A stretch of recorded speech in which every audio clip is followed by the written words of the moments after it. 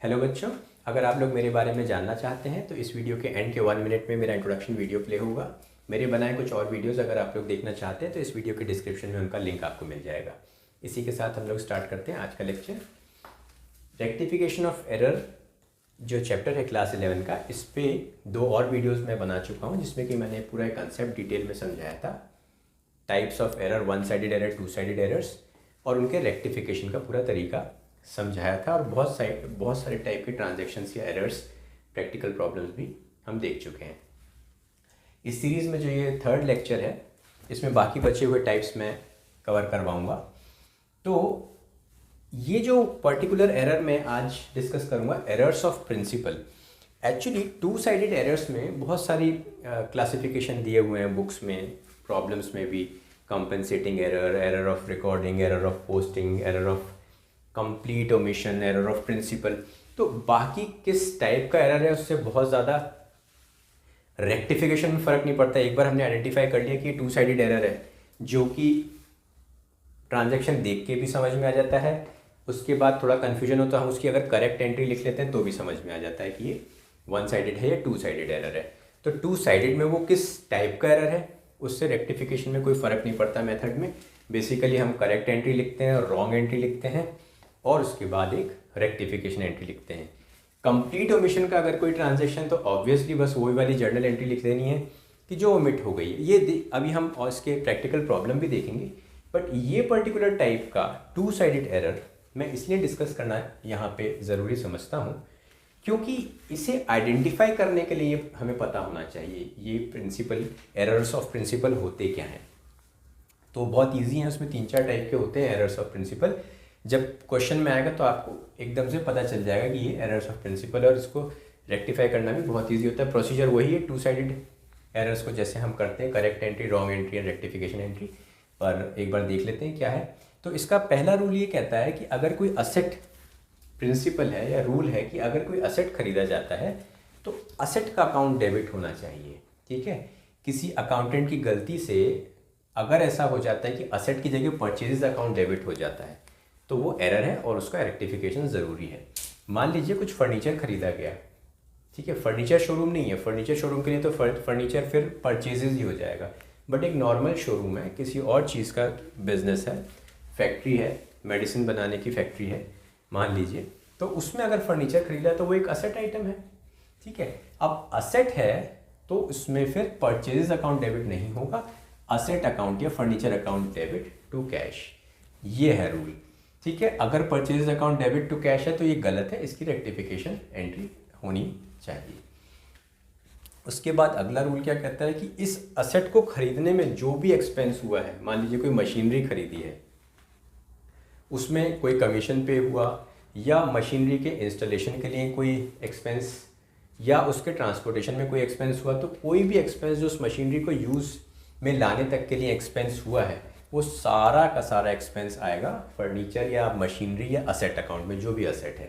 ठीक है, वो भी यही है कि असेट अकाउंट डेबिट होगा, एक्सपेंस या रिपेयर अकाउंट डेबिट नहीं होगा। अगर एग्जिस्टिंग मशीनरी है, नई नहीं खरीदी, पुरानी मशीनरी है जो कंपनी यूज़ कर रही है बहुत सालों से, खरीदी नहीं है अभी, मेन बात यह है कि अभी नहीं खरीदी, खरीदने का एक्सपेंस नहीं है वो। अगर वो मशीन चलते चलते कुछ सालों बाद कुछ खराबी आ जाती है और उसमें अगर रिपेयर एक्सपेंस होता है तो तब होगा रिपेयर एक्सपेंस या repair account debit to cash. लेकिन अगर नई मशीनरी खरीदी है, उसमें लगाने के लिए, इंस्टॉलेशन के लिए कुछ अगर एक्सपेंस ज़रूरी है तो वो एक्सपेंस नहीं डेबिट होके असेट अकाउंट डेबिट होगा। ये दूसरा रूल है। यही रूल एप्लीकेबल होता है अगर सेकेंड हैंड असेट खरीदा जाता है। तो कोई मशीनरी नई खरीदने की बजाय किसी ने सेकंड हैंड मशीनरी खरीदी है तो भी खरीदने का एक्सपेंस, उसको रिपेयर करके उसको यूज़ में लाने तक का एक्सपेंस, इंस्टॉलेशन एक्सपेंस, सब मिला के असेट अकाउंट में ही डेबिट होगा, एक्सपेंस या रिपेयर एक्सपेंस अकाउंट में नहीं डेबिट होगा। ठीक है, तो ये तो हो गया जब असेट कोई खरीदा जाता है। असेट अगर बेचा जाएगा तो भी वैसा ही लॉजिक लगेगा कि फर्नीचर अकाउंट क्रेडिट होगा या असेट अकाउंट क्रेडिट होगा, न कि सेल्स अकाउंट। ठीक है, बहुत सिंपल सा रूल है। जब इसके अभी हम प्रैक्टिकल प्रॉब्लम देखेंगे तो और अच्छे से क्लियर हो जाएगा। इसका इसकी समरी ये है, जब भी कोई असेट खरीदा या बेचा जाता है तो उससे रिलेटेड जो भी एक्सपेंस है वो असेट अकाउंट में डेबिट होता है, न कि परचेजेस, सेल्स या रिपेयर्स या एक्सपेंस अकाउंट में। ठीक है, असेट अकाउंट में जाता है कोई भी एक्सपेंस अगर खरीदने या बेचने से रिलेटेड है तो ये इसका मेन कंसेप्ट था। अब हम इसके प्रैक्टिकल प्रॉब्लम्स देखते हैं। तो अब जब हमने एरर्स ऑफ प्रिंसिपल समझ लिए किस टाइप के होते हैं एरर्स, तो अब हम इस पे बेस्ड प्रैक्टिकल प्रॉब्लम्स देखते हैं, ट्रांजैक्शंस देखते हैं। देखिए, पहला है 15,000 paid as wages for the construction of office building debited to salaries account. देखिए, ऑफिस बिल्डिंग क्या है, एक असेट है बिजनेस का। अब इसके कंस्ट्रक्शन में जो भी खर्चा हुआ है वो ऑफिस बिल्डिंग के अकाउंट में जाना चाहिए, न कि सैलरीज अकाउंट में। तो सही एंट्री क्या होनी चाहिए थी, building account debit to bank या कैश, कुछ भी हो सकता है। तो बिल्डिंग अकाउंट को डेबिट होना चाहिए था, जो कि हमारा रूल है। हमने जब देखा था कि एरर ऑफ प्रिंसिपल किस टाइप के होते हैं, तो उसमें नॉर्मली ये गलती कर दी जाती है कि असेट अकाउंट की जगह एक्सपेंस अकाउंट को डेबिट कर दिया जाता है, जो कि यहाँ हुआ। रॉन्ग एंट्री क्या हुई, salaries account debit to bank या कैश अकाउंट, ये है गलत एंट्री। और होना क्या चाहिए था, building account debit to bank या कैश अकाउंट। तो इसको रेक्टिफाई कैसे करेंगे, बिल्डिंग अकाउंट डेबिट होना चाहिए था तो हमने उसे डेबिट कर दिया, सैलरीज अकाउंट डेबिट नहीं होना चाहिए था तो हमने उसको क्रेडिट कर दिया। तो building account debit to salaries account, ये रेक्टिफिकेशन एंट्री है। Wages for construction of building wrongly debited to salaries account, now rectified. Second देखते हैं, 20,000 spent on purchase of material for construction, again for construction of, यहाँ पे क्या था, wages paid थे for construction of building. यहाँ कुछ माल खरीदा है फॉर कंस्ट्रक्शन ऑफ बिल्डिंग, लेकिन इन्होंने डेबिट कर दिया परचेज अकाउंट को। मैंने यही टाइप ऑफ एरर जब बता रहा था, इसमें type of errors of principle जब मैं बता रहा था, तो उसमें मैंने ये भी बताया था कि परचेजेस अकाउंट को डेबिट नहीं करेंगे जब किसी असेट के लिए कुछ खरीदते हैं, तो उस असेट अकाउंट को हम डेबिट करेंगे। तो यहाँ पे बिल्डिंग के लिए मटेरियल खरीदा गया तो बिल्डिंग अकाउंट को डेबिट होना चाहिए, पर यहाँ कर दिया है परचेजेस अकाउंट को डेबिट। क्रेडिट साइड में तो ठीक है, पैसा गया है, कैसे भी गया हो, कैश से या बैंक से, बट डेबिट साइड में बिल्डिंग अकाउंट डेबिट होना चाहिए था, उसकी जगह परचेजेस अकाउंट डेबिट हो गया है। तो ये प्रिंसिपली रॉन्ग है, इसीलिए इसको एरर्स ऑफ प्रिंसिपल कहते हैं। तो यहाँ पे भी वैसा ही हो जाएगा, बिल्डिंग अकाउंट डेबिट हो जाएगा जो होना चाहिए था, और परचेजेस अकाउंट जो गलत डेबिट हो गया उसको हम क्रेडिट कर देंगे। तो building account debit to purchases account, उसी तरीके से पूरा ये एरर लिख के नाउ रेक्टिफाइड लिख देंगे नरेशन में। Next, ₹5,000 paid as repairing charges for an existing machinery. देखिए, ये बहुत इंपॉर्टेंट है, फॉर एन एग्जिस्टिंग, यहाँ कोई नई मशीन नहीं खरीदी है, कोई ऑलरेडी एग्जिस्टिंग मशीनरी है, उसके रिपेयर में अगर कुछ खर्चा हुआ है तो वो फिर रिपेयर चार्जेस में जाएगा, वो मशीनरी अकाउंट में नहीं जाएगा। जब नई मशीनरी खरीदते हैं या नई मशीनरी को इंस्टॉल करने का कुछ खर्चा होता है तो मशीनरी अकाउंट में जाएगा। पर ऑलरेडी कई साल से या बहुत समय से अगर कोई मशीन चल रही है, उसको रूटीन रिपेयर करवाया है, मेंटेनेंस करवाया है, तो वो फिर रिपेयर्स अकाउंट में डेबिट होना चाहिए। तो रिपेयर्स अकाउंट जो है डेबिट होना चाहिए था, सही एंट्री होनी चाहिए थी repairs account debit to cash या बैंक, और हो गया यहाँ पे मशीनरी अकाउंट डेबिट। इसमें और इन दोनों में क्या फ़र्क है, पहले दो ट्रांजैक्शन में एक नई बिल्डिंग बनाने के लिए कुछ खर्चा किया गया था, ठीक है। ऑलरेडी बनी हुई बिल्डिंग में कोई रिपेयर नहीं करवाया था, ऑलरेडी बनी हुई बिल्डिंग में अगर कुछ रिपेयर करवाया होता तो वो रिपेयर अकाउंट को डेबिट करते। यहाँ नई बिल्डिंग का कंस्ट्रक्शन हो रहा है, उसमें जो खर्चा हुआ है वो बिल्डिंग अकाउंट में डेबिट होता है, और यहाँ पे ऑलरेडी एग्जिस्टिंग मशीनरी है, उसमें जो रिपेयरिंग चार्जेस हुए तो सही एंट्री होनी चाहिए थी repairs account debit to cash, और गलत एंट्री जो हो गई है वो है machinery account debit to cash. तो यहाँ बिल्कुल अलग तरीके से, इन दोनों से एकदम अपोजिट है ये केस। तो यहाँ पर रिपेयर्स अकाउंट डेबिट करेंगे जो होना चाहिए था, मशीनरी अकाउंट जो गलत डेबिट हो गया उसको वापस क्रेडिट करेंगे। तो इस तरीके से एरर्स ऑफ प्रिंसिपल को हम रेक्टिफाई करते हैं। तो ये टू साइडेड एरर ही, प्रोसीजर भी वही है, आपने रफ में करेक्ट एंट्री और रॉन्ग एंट्री लिखी है, ठीक है, और फिर रेक्टिफिकेशन एंट्री लिखी है। तो टू साइडेड एरर्स का प्रोसीजर तो सेम होता है, बस टू साइडेड एरर्स में ये कुछ एक खास तरीके का, वैसे तो हमने और भी देखे हैं, अभी हमने error of posting, error of recording, वो सब भी देखे हैं, और अब हम next errors of complete omission और कंपनसेटिंग एरर्स, ये भी टू साइडेड एरर्स के एग्जांपल हैं। पर एरर्स ऑफ प्रिंसिपल मैंने खास स्ट्रेस इसलिए दिया था कि वो जब तक कि आपको एरर ऑफ प्रिंसिपल होते क्या हैं, किस टाइप के होते हैं, क्या रूल्स फॉलो करना रहता है, वो जब तक नहीं समझ में आता तो आप आइडेंटिफाई नहीं कर पाते कि एरर्स ऑफ प्रिंसिपल है। ठीक है, अब बाकी तो रूटीन है। अब देखिए एरर्स ऑफ कंप्लीट ओमिशन और कॉम्पनसेटिंग एरर, इसमें करेक्ट एंट्री और रॉन्ग एंट्री की इसलिए ज़रूरत नहीं है। अब देखिए किस टाइप से होते हैं ये error. Goods return by Mohan of ₹1500 not recorded in the books.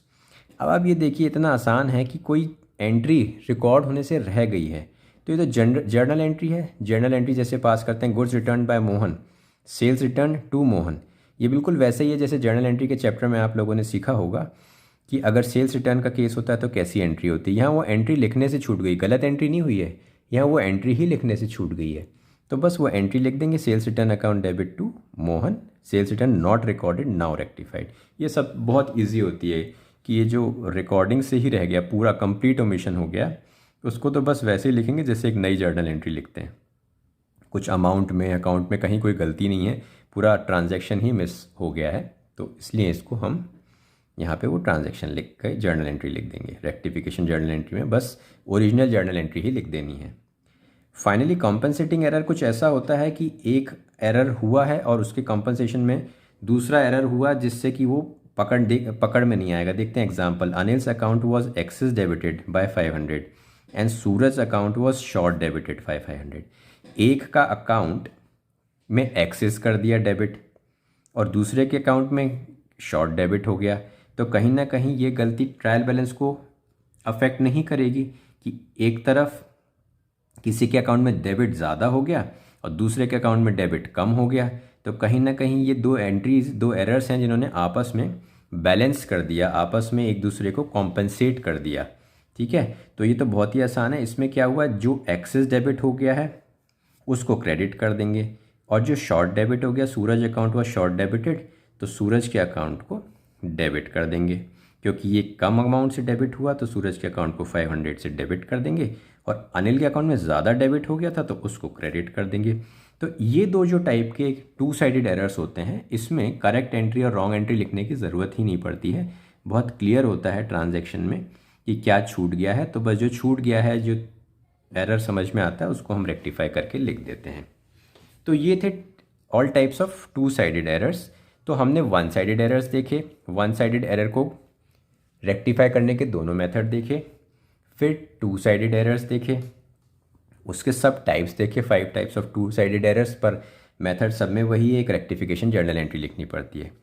तो अब फाइनली हम लोग एक मिसलेनियस क्वेश्चन देखेंगे। मिसलेनियस क्वेश्चन में ऐसा होगा कि उसमें वन साइडेड और टू साइडेड दोनों एरर्स होंगे, हमें आइडेंटिफाई करना पड़ेगा और रेक्टिफाई करना पड़ेगा। पर अगर वन साइडेड एरर है तो हम उसमें सस्पेंस अकाउंट यूज़ करेंगे, और जहाँ पे अगर क्लियरली दिया नहीं हुआ है कि क्या करना है वन साइडेड एरर में, तो सस्पेंस अकाउंट यूज़ करके उसको हमें ठीक करना पड़ता है। ठीक है, अब ये एक लास्ट कंसेप्ट बचा था इस चैप्टर का जो मैं इसमें कवर करवा रहा हूँ। सस्पेंस अकाउंट बनाना नहीं देखा अभी तक हम लोगों ने, सस्पेंस अकाउंट यूज़ करना तो देखा है, बट इस क्वेश्चन में सस्पेंस अकाउंट बनाना भी है हमको, तो वो भी मैं कवर कर लेता हूँ। फिर इस चैप्टर के सारे कंसेप्ट कवर हो जाएंगे और प्रैक्टिस तो फिर जितनी करेंगे उतना ही कमांड आता जाएगा, पर कंसेप्ट वाइज ये एक कंसेप्ट जो बचा था वो मैं आप कवर करता हूँ। तो देखिए प्रॉब्लम कैसा है, trial balance disclose a difference of ₹417 placed on the credit side of suspense account. अब देखिए साफ साफ लिखा है कि सस्पेंस अकाउंट के क्रेडिट से A trial balance disclose a difference of ₹417 placed on the credit side of suspense account। तो एक सस्पेंस अकाउंट बनाएंगे, लेकिन हम थोड़ी सी स्पेस छोड़ेंगे और फिर सस्पेंस अकाउंट बनाएंगे, और या फिर स्टार्टिंग में ही सस्पेंस अकाउंट बना लेंगे थोड़ी स्पेस छोड़ के, सस्पेंस अकाउंट एक 5-6 लाइन का बना के, और फिर हम आगे जर्नल एंट्रीज करेंगे रेक्टिफिकेशन एंट्री, और या फिर रेक्टिफिकेशन जर्नल एंट्री की थोड़ी स्पेस छोड़ के फिर एक सस्पेंस अकाउंट बना लेंगे। और उसमें क्रेडिट साइड में हमें लिखना है bye difference in trial balance 417, जो कि क्वेश्चन में दिया हुआ है हमको। ठीक है, अब इसका मतलब ये होता है कि ट्रायल बैलेंस टैली नहीं हुआ, ट्रायल बैलेंस में एक डिफरेंस आया 417 का। अब जब तक वो एरर नहीं पता चलेंगे तब तक वो जो डिफरेंस है वो सस्पेंस अकाउंट में रखा जाता है। तो जो सस्पेंस अकाउंट है उसमें क्रेडिट साइड पे हमने 417 लिख दिया। अब जैसे जैसे एरर मिलते जाएंगे इसमें प्लस माइनस होता जाएगा। ठीक है, वो भी वन साइडेड एरर होंगे जहाँ सस्पेंस अकाउंट का यूज़ होगा। तो देखते हैं कि करके ट्रांजैक्शन। पहला है goods worth 200 purchase from Sohan had been posted to his account as 250। अब देखिए यहाँ पे प्रॉब्लम क्या है, उसकी सोहन के अकाउंट में कुछ पोस्टिंग की प्रॉब्लम हो गई है। तो अगर क्लैरिटी नहीं है तो सबसे पहले करेक्ट एंट्री लिख लेंगे कि होना क्या चाहिए था, परचेजेस टू सोहन होना चाहिए था 200। ठीक है, अब हुआ क्या है कि इसके अकाउंट में जो पोस्टिंग हुई है वो हो गई है 250 200 की जगह। तो परचेजेस में तो कोई प्रॉब्लम नहीं है, सिर्फ सोहन के अकाउंट में प्रॉब्लम है। प्रॉब्लम क्या है कि 200 की पोस्टिंग होनी चाहिए थी पर 250 की पोस्टिंग हो गई है। किस साइड होनी चाहिए थी, पोस्टिंग लिखा है साइड तो लिखा नहीं है, दैट मीन्स साइड तो सही है। सोहन क्रेडिट होना चाहिए तो क्रेडिट हुआ 250 से और होना चाहिए था 200। तो जो सही में होना चाहिए था 2 सोहन 200 होना चाहिए था, बट हो गया 2 सोहन 250। उसके अकाउंट में जो पोस्टिंग हो गई है वो क्रेडिट साइड में हो गई 250 की। ठीक है, तो जो 50 रुपीज़ का एक्सेस क्रेडिट हो गया है उससे हम सोहन के अकाउंट को डेबिट कर देंगे। अब क्योंकि ये वन साइडेड एरर है तो इसमें दूसरे साइड में हम सस्पेंस अकाउंट लिखेंगे, Sohan account debit to suspense account 50। ठीक है, सस्पेंस अकाउंट क्या हुआ, क्रेडिट हुआ, तो क्रेडिट साइड में बाय सोहन आ गया 50। Error in posting now rectified. Next is a purchase of furniture of for ₹500 was recorded in the purchase book. ठीक है, अब purchase of furniture for 500 recording में प्रॉब्लम हो गई है। तो अब इसको हम कैसे करेंगे, पहले करेक्ट एंट्री लिख लेंगे, फर्नीचर टू कैश जो होना चाहिए था। ठीक है, और जो हो गया वो क्या हुआ, रिकॉर्डेड इन परचेज बुक, मतलब परचेजेस टू कैश हो गया। जो गलत एंट्री है वो है परचेजेस टू कैश, जो सही एंट्री होनी चाहिए थी वो है फर्नीचर टू कैश। तो अभी तो हमने बहुत सारे टू साइडेड एरर देखे, तो ये इस तरीके से क्या हो जाएगा, कैश में तो क्रेडिट साइड में तो कोई प्रॉब्लम नहीं है, फर्नीचर आना चाहिए था डेबिट साइड में तो उसको फर्नीचर अकाउंट डेबिट कर देंगे, परचेजेस जो गलत डेबिट हो गया है उसको क्रेडिट कर देंगे। तो ये टू साइडेड एरर इस तरीके से रेक्टिफाई हो जाएगा। थर्ड देखिए, instead of crediting Gyan's account with 512 it was debited with 215। अब प्रॉब्लम सिर्फ ज्ञान के अकाउंट की है, वन साइडेड प्रॉब्लम है। क्या प्रॉब्लम है कि उसके अकाउंट को क्रेडिट, इंस्टेड ऑफ क्रेडिटिंग ज्ञान के अकाउंट को क्रेडिट होना चाहिए था 512 से और वो डेबिट हो गया 215। मतलब बहुत मेजर एरर हो गया कि क्रेडिट होना चाहिए था 512 का। ये भी अगर आपको कोई दिक्कत होती है तो आप रफ में एक बार लिख लें, करेक्ट क्रेडिट जो है वो देना पड़ेगा 512 का और डेबिट जो हो गया 215 का उसको हमें रिवर्स करना पड़ेगा। तो क्रेडिट की जगह तो डेबिट हो गया, तो पहले तो जो डेबिट हुआ 215 वो रिवर्स करना पड़ेगा और उसके बाद जो क्रेडिट देने से रह गया 512 वो भी देना पड़ेगा। तो कुल मिला के 512 प्लस 215 का क्रेडिट देना पड़ेगा। ठीक है, तो क्रेडिट देना पड़ेगा कितना, 512 प्लस 215 727 का। ठीक है, तो इसमें जो है सस्पेंस अकाउंट आ गया डेबिट साइड में, क्रेडिट में तो हमें मिल गया 727 पर, अब डेबिट में क्या आएगा, जब कुछ नहीं वन साइडेड एरर है तो सस्पेंस अकाउंट आ गया डेबिट। तो हमने सस्पेंस अकाउंट के डेबिट साइड पे लिख दिया 2 ज्ञान 727। ये फोर्थ ट्रांजैक्शन देखते हैं। Goods worth ₹130 return by Gyan were entered in the sales book and posted there from to the credit of Gyan's personal account. तो देखिए इसमें गुड्स वर्थ 130 रिटर्न मतलब सेल्स रिटर्न की एंट्री है, तो एक्चुअल करेक्ट एंट्री होनी चाहिए थी sales return account debit to Gyan 130। लेकिन हो क्या गया, entered the entry was made in the sales book. अब सेल्स बुक में एंट्री हुई है तो सेल्स बुक में जब एंट्री होती है तो सेल्स अकाउंट के क्रेडिट साइड में एंट्री होती है, वो जो भी एंट्री सेल्स बुक में होती है वो सेल्स अकाउंट के क्रेडिट साइड में होती है। तो सेल्स अकाउंट हो गया क्रेडिट। इस एरर में पहले हम एरर समझते हैं, सेल्स अकाउंट हो गया है क्रेडिट और ज्ञान का अकाउंट तो उसमें लिख रहे हैं posted there from to the credit of Gyan's personal account. Gyan के अकाउंट को तो क्रेडिट होना ही था, ज्ञान के अकाउंट में कोई प्रॉब्लम ही नहीं है। प्रॉब्लम यह है कि सेल्स रिटर्न अकाउंट डेबिट होना था वो हुआ नहीं और सेल्स अकाउंट क्रेडिट हो गया, वो होना नहीं चाहिए था। तो अब कहीं ना कहीं ये इस तरीके से होगा, सेल्स अकाउंट को डेबिट करना पड़ेगा। ठीक है, 130 से, क्योंकि वो क्रेडिट हो गया गलत। फिर सेल्स रिटर्न अकाउंट जो डेबिट होना चाहिए था वो डेबिट करेंगे और अब देखिए क्रेडिट साइड में कोई बैलेंसिंग एंट्री है ही नहीं, तो यहाँ पे हमको सस्पेंस अकाउंट इंट्रोड्यूस करना है। तो टू सस्पेंस अकाउंट 260। जहाँ भी हमको दूसरे साइड पे कोई बैलेंसिंग एंट्री नहीं मिलती है वहाँ सस्पेंस अकाउंट इंट्रोड्यूस हो जाता है। तो वही नरेशन लिख देंगे जो एरर है, नाउ रेक्टिफाइड, और सस्पेंस अकाउंट में यहाँ पे हम एंट्री कर देंगे क्रेडिट साइड में। ठीक है, तो इस तरीके से हमारी रेक्टिफिकेशन जर्नल एंट्रीज भी हो जाती है, साथ साथ सस्पेंस अकाउंट भी बन जाता है।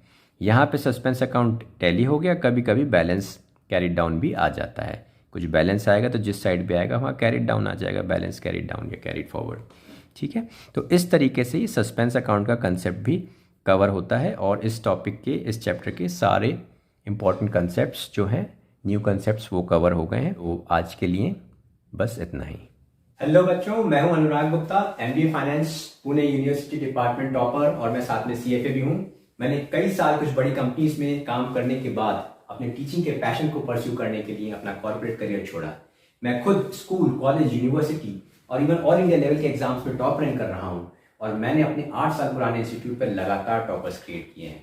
इसमें खास बात यह है कि जो 10th स्टैंडर्ड तक एवरेज परफॉर्मेंस वाले स्टूडेंट्स मेरे पास पढ़े, उन्होंने भी 11th और 12th में बहुत अच्छा परफॉर्मेंस दिया, और अपने 11th और 12th के बेस स्ट्रांग होने की वजह से वो आज भी बहुत अच्छा कर रहे हैं अपने करियर में। अब मैं अपनी नॉलेज को ज़्यादा से ज़्यादा स्टूडेंट तक स्प्रेड कर पाऊँ, इसी इरादे से ऑनलाइन मोड में टीचिंग स्टार्ट कर रहा हूँ। शुरुआत में मैं 11th और 12th के मैथ्स, अकाउंट्स और इकोनॉमिक्स के लेक्चर्स लेके आऊँगा, जिसमें कि मैं बहुत ही सिस्टमैटिक तरीके से सारा सिलेबस कवर करूँगा, न्यूमेरिकल्स और थ्योरी दोनों कवर करूँगा, और साथ ही साथ रिवीजन भी करवाता चलूँगा। तो मुझे पूरी उम्मीद है आप लोग मेरे साथ मेरे लेक्चर्स में लर्निंग को एंजॉय करेंगे।